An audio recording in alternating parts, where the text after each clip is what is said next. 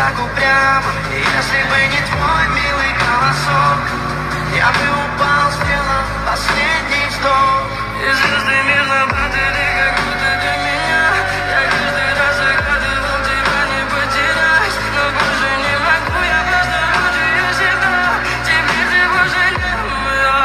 В камине в 6 утра фотография твоя, горят воспоминания о тебе.